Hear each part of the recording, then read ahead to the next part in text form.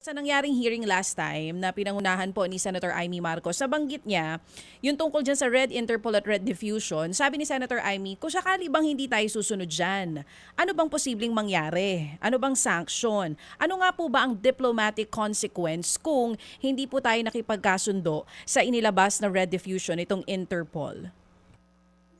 Okay. Alam mo actually nung dati na-interview rin ako diyan, tinatanong, ano ba, kailangan ba na ang Pilipinas ay sumunod agad sa isang request ng Interpol? Ang sagot diyan ay hindi kaagad, in the sense na ito ha, linawin ko muna, na ang bansa ay laging may option, sumunod, hindi sumunod. Okay? Dahil ang Interpol, nagdidepende yan sa kooperasyon ng mga miyembro nito or kabahagi nito. Ngunit ang tanong, dapat ba tayong mag-cooperate? Ako sa ideal scenario, oo, dapat tayo mag-cooperate. Bakit? Kasi kung tayo gusto nating makinabang doon or makahingi rin ng tulong mula sa Interpol, obligasyon din natin na magbigay rin ng kooperasyon sa kanila.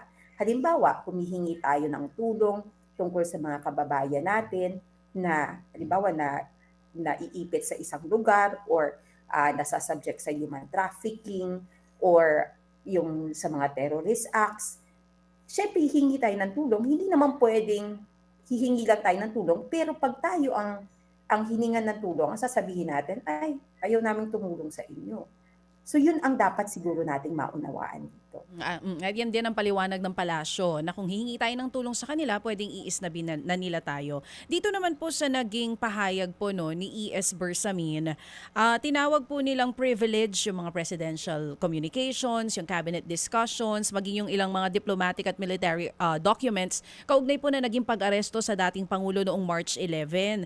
Legal po ba at constitutional itong blanket invocation ng executive privilege? Pwede po ba talaga nilang gamitin yan sa ganitong klaseng sitwasyon, lalo na po may international arrest involved? Okay. Kasi ang executive privilege, ito yung, I mean, pagka it relates to national security, 'di ba? May kinalaman sa seguridad ng bansa Mm-mm. or mahahalagang dokumento, hindi talaga siya pwedeng basta isiwalat or ilabas sa publiko. Lalo na kung halimbawa ang sitwasyon ay ito pa ang mainit na pinag-uusapan. So, kailangan ito ay naaayon din sa batas na ang executive or yung tinatawag na executive privilege for the executive unit ng gobyerno, ito yung sa presidente, under dito yung mga iba-ibang departamento katulad ng DND, AFP, DOH, lahat yan, pwedeng hindi ilabas ang mga dokumento pagka related sa national security. Mhm. So kung sakali po magsimula na, halimbawa po no, kung matapos yung confirmation of charges or kahit hindi pa nagsisimula at ngayon humingi halimbawa ang ICC nung nangyari tungkol dun sa pag-aresto, documents and all that, pwede po bang magamit yon ng executive or ang pwede mapanindigan nila hindi talaga pwede dahil sa executive privilege? Liliwanagin ko lang, hihingi ang ICC. Kung sakali po, oo, halimbawa po yung kampo ni na VP Sara Duterte, ito yung gagamitin nila. Natignan natin lahat ng mga papeles sa may kaugnayan dito sa pag-aresto sa dating Pangulo. Pwede po bang gawin yon?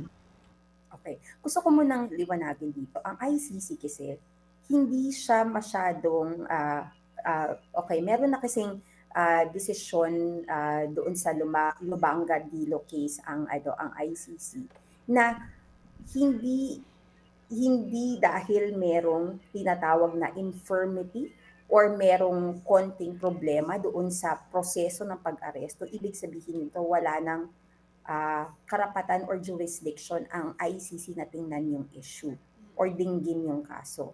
So hindi ko ma-imagine kung bakit hihingi ang ICC ng dokumento tungkol doon sa proseso ng pag-aresto sa dating presidente.